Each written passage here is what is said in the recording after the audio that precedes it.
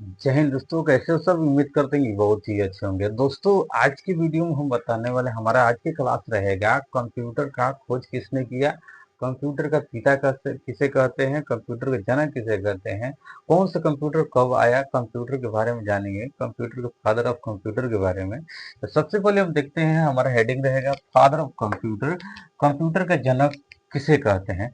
तो computer definition हमारा रहेगा, चार्ल्स बेबेज को कंप्यूटर का जनक या कंप्यूटर का पिता कहा जाता है, क्योंकि इन्होंने ही सबसे पहले general purpose computer analytical engine बनाया था। इन्होंने एनालिटिकल इंजन के आविष्कार 1837 ईस्वी में किया था। यानी कि जो आपका कंप्यूटर जो एनालिटिकल इंजन बना था, आपका 1837 ईस्वी में बनाया गया था, जो चार्ल्स बेबेज के द्वारा बनाया गया है। चार्ल्स बेबेज ने उससे पहले भी एक कंप्यूटर बनाए थे, जो डिफरेंस इंजन के नाम से जाना जाता है। ये बनाए थे गणित की गणना करने के लिए, भारी भरकम सवालों को हल करने के लिए उन्होंने डिफरेंस इंजन का आविष्कार किया था। होता है 1800, सबसे पहले जो 1822 ईस्वी में उपयोग किया गया था, जो डिफरेंस इंजन के नाम से जाना जाता था। उसके बाद से उन्होंने आविष्कार किया एनालिटिकल इंजन 1837 में। 1822 के बाद उन्होंने एक आधुनिक तौर पर जिन्होंने आधुनिक कंप्यूटर का आविष्कार किया, जो आधुनिक तौर पे माना जाता था, एनालिटिकल इंजन हमारा था। जो एनालिटिकल इंजन 1837 में बनाया गया था। इस कंप्यूटर इंजन में 5 यूनिट पाया जाता है। जो आपका पहला यूनिट हमारा होगा इसमें इनपुट इनपुट इकाई होगा। और उसके बाद से दूसरा नंबर हमारा होता है, इसमें हमारा हो जाएगा स्टोर। थर्ड नंबर हमारा हो जाएगा मिल मिल। फोर्थ नंबर हमारा हो जाता है इसमें मिल के बाद से उसमें एक कंट्रोल भी दिया गया है, कंट्रोल हमारा हो जाएगा इसमें कंट्रोल। पांचवा नंबर हमारा होता है आउटपुट पुट आउटपुट। यानी कि पांचों इकाइयों में आपको पाया जाता है एनालिटिकल इंजन में, जो आधुनिक तौर पर कंप्यूटर माना जाता था। एनालिटिकल इंजन में हमारा इसमें ये 5 आपको यूनिट मिलता है, इनपुट, स्टोर और मिल और कंट्रोल और आउटपुट। यानी कि इनपुट भी करते थे, उसमें स्टोर भी होता था, उसके बाद से मिल यानी कि उसमें प्रोसेस भी होता है, प्रोसेस के बाद उसमें आपका होता है कंट्रोल करने की भी क्षमता होता है, प्लस में आउटपुट यानी कि रिजल्ट यानी कि इंफॉर्मेशन प्राप्त हमें होता था एनालिटिकल इंजन में। उसके बाद से उन्होंने कई सारे कंप्यूटर का आविष्कार किया, कई सारे कंप्यूटर उसके बावजूद आया है, जनरेशन आया है। तो आगे हम देखेंगे। अब देख लेते हैं, हमारा हेडिंग हमारा दूसरा है चार्ल्स बेबेज का जन्म। चार्ल्स बेबेज का जन्म 26 दिसंबर 1791 ईस्वी में लंदन में हुआ था। उसके बाद से उनका मृत्यु 18 अक्टूबर 1871 ईस्वी में हुआ था, लंदन में ही हुआ था। उन्होंने जो कंप्यूटर का आविष्कार किया, वो प्रोफेसर एक थे, गणितज्ञ प्रोफेसर थे, जो कैम्ब्रिज के विश्वविद्यालय में एक प्रोफेसर थे। और 1822 में उन्होंने डिफरेंस इंजन का आविष्कार किया, जो गणितज्ञ के लिए बहुत ही आसान था। बीजगणितीय के दशमलव को विश्व स्थान तक वो ज्ञात करने में और शुद्धता के साथ सक्षम था। नेक्स्ट हमारा टॉपिक रहेगा the basic part of computer. The basic part of computer हमारा रहेगा कौन सा कंप्यूटर के पार्ट है, उसके बारे में हम जानेंगे। तो हम इसके आगे देखेंगे कंप्यूटर का मुख्य भाग। तो कंप्यूटर का मुख्य भाग में देखेंगे आप, पहला हमारा देखेंगे यहाँ पे, पहला हमारा है monitor, CPU, keyboard, mouse, speaker, printer और माइक। हमारा मुख्य भाग टोटल 7 होता है, जो प्रचलित रूप से दृश्य दिखाई देता है, कंप्यूटर का मेन फोकस होता है। तो हमारा 7 होता है। यानी पहला हमारा टॉप पे रहेगा monitor, second number CPU, third number आपका कीबोर्ड रहेगा, फोर्थ नंबर आपका रहेगा माउस, फाइव नंबर आपका स्पीकर रहेगा, और 6 नंबर आपका प्रिंटर, 7 आपका माइक होगा। तो प्रत्येक के बारे में हम जान लेते हैं, जी कौन सा डिवाइस है, इसका डिफिनीशन क्या है, इसके बारे में हम जानेंगे। तो पहला हम इसका स्ट्रक्चर के हिसाब से समझते हैं, जो मॉनिटर दिखता कैसे है, मॉनिटर है क्या। ठीक है, तो मॉनिटर का हम एक डायग्राम यहाँ बना लेते हैं। अब इस प्रकार से हमारा देखेंगे तो मॉनिटर है, ये आप इसी को मॉनिटर के नाम से जाना जाता है या आपको डेस्कटॉप के नाम से जाना जाता है, जिसे इसका नाम मॉनिटर है। अब मॉनिटर जो आपको मेन हेडिंग रखा गया है, मॉनिटर का कार्य क्या होता है? मॉनिटर एक आउटपुट डिवाइस होता है जो कंप्यूटर में दिए गए इनपुट डेटा को, जो निर्देश होता है उसे प्रदर्शित करता है, यानी कि आउटपुट के रूप में दिखाता है, हमें जानकारी प्राप्त होता है, जो जानकारी हमें देता है, तो मॉनिटर का कार्य होता है। जितना भी आप देखेंगे कंप्यूटर में हम कार्य कर रहे हैं, टोटल दृश्य जो दिखाई देता है हमारा मॉनिटर में ही दिखाई देता है। तो मॉनिटर को ही टॉप पे रखा गया है, क्योंकि मॉनिटर ही हम जब भी इंटरफेस करते हैं, कंप्यूटर पर बैठते हैं, तो सबसे पहले हमारा मॉनिटर ही नजर आता है और मॉनिटर ही इंटरफेस करता है। तो इसीलिए मॉनिटर हमारा प्रथम आउटपुट डिवाइस के भी नाम से जाना जाता है। कंप्यूटर के प्रथम आउटपुट डिवाइस के नाम से मॉनिटर को जाना जाता है। मॉनिटर का काम क्या होता है? मॉनिटर को सिर्फ इनपुट को आउटपुट में दिखाना और इंफॉर्मेशन देना। तो सिर्फ एक डिस्प्ले है, जो डिस्प्ले के रूप में जाना जाता है। दूसरा नाम इसका डेस्कटॉप होता है, डेस्कटॉप।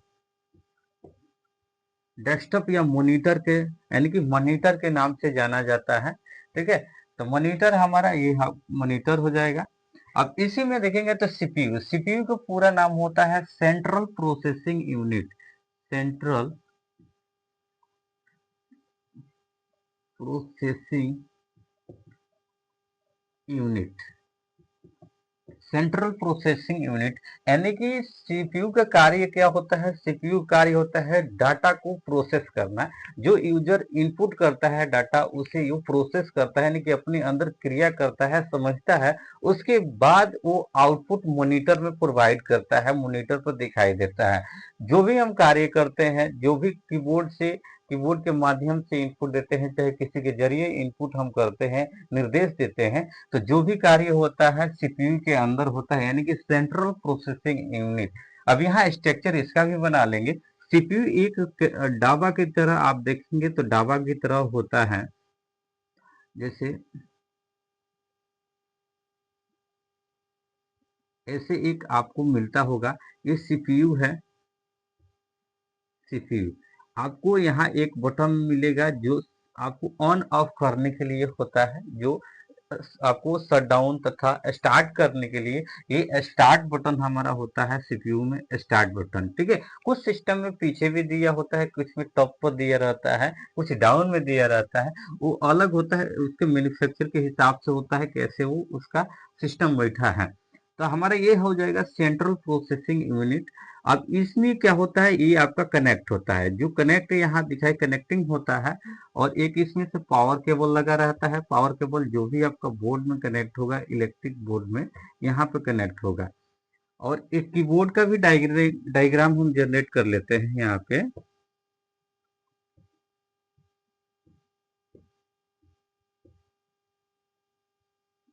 जिससे आसानी से हम समझ सकेंगे। ये हमारा कीबोर्ड हो जाएगा। माउस भी ये क्रिएट कर लेते हैं, माउस, ये माउस इससे भी कनेक्ट रहेगा, ये टोटल इसी से कनेक्ट रहता है। अब देखेंगे हम यहाँ, हमारा ये तीनों चीज बन चुका है यहाँ पे। अब इस जो हमारा होता है यहाँ से टोटल जो भी आप डिवाइस देख रहे हैं, डिवाइसेस देखेंगे, वो टोटल क्या होता है? सीपीयू से कनेक्ट होता है, सीपीयू ही कंट्रोल करता है और उसमें एक्सेस करता है जो भी हम डाटा दे रहे हैं। जैसे कीबोर्ड हमारा है, कीबोर्ड से हम क्या करते हैं, कोई भी की प्रेस करते हैं यहाँ पे, तो तुरंत हमारा प्रोसेसिंग डिवाइस में जाके वो प्रोसेस होता है, स्टोर होता है, उसके बाद से वो प्रोवाइड करता है इसको। अब इसमें एक देखेंगे तो दो केबल रखेगा, एक आपका बोर्ड रहता है जो बिजली के लिए होता है, एक केबल होता है जो आपको सीपीयू में कनेक्ट रहता है। सीपीयू में जो कनेक्ट रहता है वो VGA केबल होता है, और VGA केबल के माध्यम से ही इसमें दृश्य दिखाई देता है।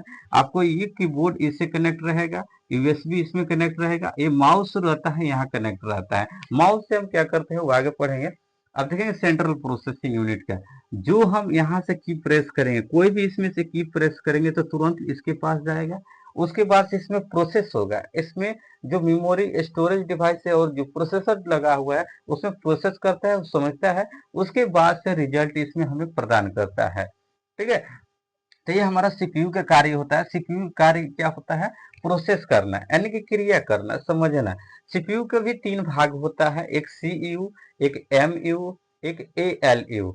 सीयू का फुल फॉर्म होता है कंट्रोल यूनिट, और एमयू का फुल फॉर्म होता है मेमोरी यूनिट, और एएलयू का फुल फॉर्म होता है अर्थमेटिक लॉजिक यूनिट। अब सीयू का मतलब होता है कंट्रोल करना, यानी कि कोई भी कार्य जो हम दे रहे हैं, जो भी आदेश दे रहे हैं, उसे समझकर कंट्रोल करके तब वो आपको रिजल्ट देता है। उसको प्रोसेस समझता है, कंट्रोल करने के अंदर उसकी क्षमता होता है, कंट्रोल करेगा, उसके बाद से वो रिजल्ट देगा। दूसरा मेमोरी यूनिट होता है, जो भी हम आंकड़ा देते हैं, यहाँ से कोई भी यहाँ से इनपुट डाटा करेंगे तो स्टोर करता है, यानी कि कोई भी चीज आपको रखने के लिए पहले एक आपको स्टोरेज चाहिए, यानी कि एक आपको झोला चाहिए। एग्जाम्पल माने तो सामान खरीद रहे हैं तो उसके हिसाब से हमें झोला में लाना पड़ता है या पॉलिथीन में लाते हैं। उसी प्रकार से इसे रखने के लिए, कोई भी डाटा को रखने के लिए, कोई भी आपको अक्षर के रखने के लिए एक मेमोरी की जरूरत होता है, जो मेमोरी में पहले स्टोर होता है, उसके बाद से हमें वो आउटपुट प्रदान करता है।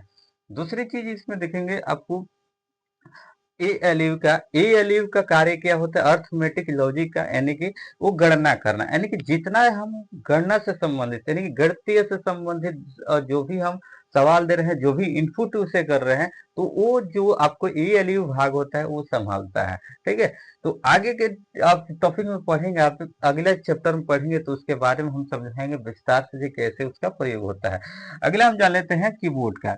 कीबोर्ड एक इनपुट डिवाइस होता है जो यूजर द्वारा इनपुट करने के लिए, यानी कि टेक्स्ट करने के लिए, टेक्स्ट लिखने के लिए प्रयोग किया जाता है। एक इनपुट डिवाइस आपका कीबोर्ड का माउस एक इनपुट डिवाइस है जिसका प्रयोग पॉइंटिंग के लिए किया जाता है। माउस में आपको 3 तरह के बटन पाए जाएंगे, 3 तरह के। एक आपका होता है लेफ्ट होता है, एक राइट होता है, एक स्क्रॉल बार होता है जो स्क्रॉलिंग करने के लिए गोल आकार को एक मिलता है, जो ऊपर नीचे करने के लिए प्रयोग किया जाता है। हालांकि उस पॉइंटिंग से किसी किसी माउस में क्लिक भी कर सकते हैं, पॉइंट भी कर सकते हैं, उसके लिए किया जाता है। सबसे ज्यादातर प्रयोग हम करते हैं कोई फाइल या फोल्डर को ओपन करने के लिए। एक इसमें एक तीर बना रहता है जिसको कर्सर के नाम से जाना जाता है। जब हम पॉइंटिंग ये घुमाते हैं, जब यहाँ से ऐसे स्क्रॉल करेंगे तो ये उधर उधर भागेगा, माउस आप घुमाएंगे तो इधर उधर भागता है। दूसरी चीज इसमें देखेंगे, जो आपको लेफ्ट बटन होता है सबसे ज्यादा प्रयोग किया जाता है। इस फोल्डर को हमें ओपन करना होगा तो 2 बार पॉइंटिंग करना होता है, सेकेंडों में आपको 2 बार ओपन क्लिक करेंगे तो ये फोल्डर आपको ओपन हो जाएगा। ठीक है, और राइट का प्रयोग रिफ्रेश वगैरह के लिए, रिलोड के लिए, या यानी कि हॉरिजॉन्टल के लिए प्रयोग किया जाता है, जो सेटिंग वगैरह चेंज करने के लिए इसका प्रयोग किया जाता है। ठीक है, तो नेक्स्ट हमारा देखेंगे इसमें स्पीकर एक आउटपुट डिवाइस है जिसका प्रयोग ध्वनि सुनने के लिए हम प्रयोग करते हैं, जिसका उपयोग हम ध्वनि सुनने के लिए करते हैं। दूसरा प्रिंटर एक आउटपुट डिवाइस है जो प्रतिलिपि, जो भी सॉफ्ट रूप होता है, जो सॉफ्ट कॉपी होता है, वो हार्ड में बदलने के लिए प्रयोग किया जाता है। प्रिंटर एक कंप्यूटर में बनाए हैं, कोई भी एक आपको डॉक्यूमेंट कंप्यूटर में जो बनाए हैं और उसे प्रिंट करते हैं, तो यानी कि जो कंप्यूटर में बना है वो सॉफ्ट कॉपी है। अब उसे हम प्रिंटर के माध्यम से जो ले लेते हैं वो हार्ड कॉपी के रूप में जाना जाता है। यानी कोई भी प्रतिलिपि आप इसमें ले लिए हाथ में, यानी कि छू लिए, जिसे महसूस कर सकते हैं, वो हार्ड कॉपी होता है। जिसे सिर्फ देख सकते हैं, अनुभव कर सकते हैं, वो सॉफ्ट कॉपी होता है, यानी कि सॉफ्ट होता है। माइक माइक देखेंगे तो माइक का पूरा नाम होता है माइक्रोफोन। माइक का पूरा नाम होता है माइक्रोफोन।